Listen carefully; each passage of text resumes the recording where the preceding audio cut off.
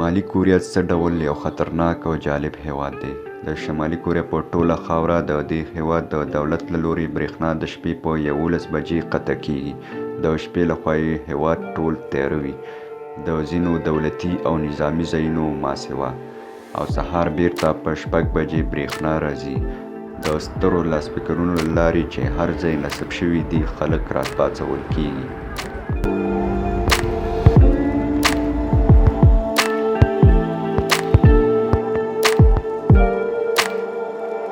دا هیواد چې خپلې پولې په ډیر دقیق ډول کنټرول کوي، دولت یې په اسانۍ سره څوک باندني وګړي نه ورپرېږدي او نه هم په اسانه خپل وګړي ته اجازه ورکوي چې بهرني هیواد ته سفر وکړي.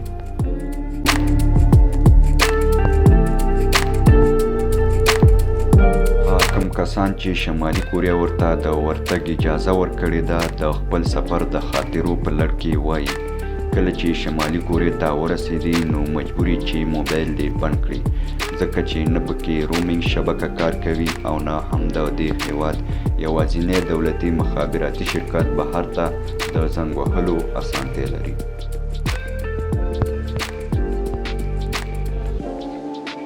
تاسې به هیڅوک هم په موبایل کې د خبرو کولو او یا هم انټرنیټ کارولو پر وخت ونه وینئ، ځکه په دې هیواد کې یوازې لوړ رتبه دولتي چارواکي، د هغوی کورنۍ او ماشومان، د دولتي میډیا ژورنالیستان او هیکران چې شمېر یې تر 1100 زیات نه دی د انټرنیټ اسانتۍ لري.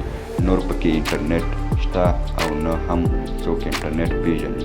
لیپټاپ، آیپاډ او سمارټ فون درلودل خو پکې بیخي لرې خبره ده.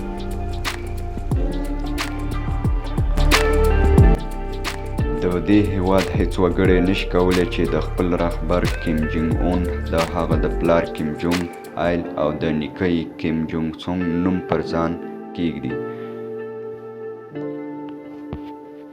کله مو بخت کار وکړ او شمالي کوریا دولت خپل هیواد ته د ننوتلو اجازه درکړه، تاسو ته یو لارښود او یو موټر چلوونکی چې د دې هیواد د امنیت کسان دي ځانګړی کیږي او تر هغو به له تاسو سره وي چې بیرته یې په پوله نه وی را اړولي.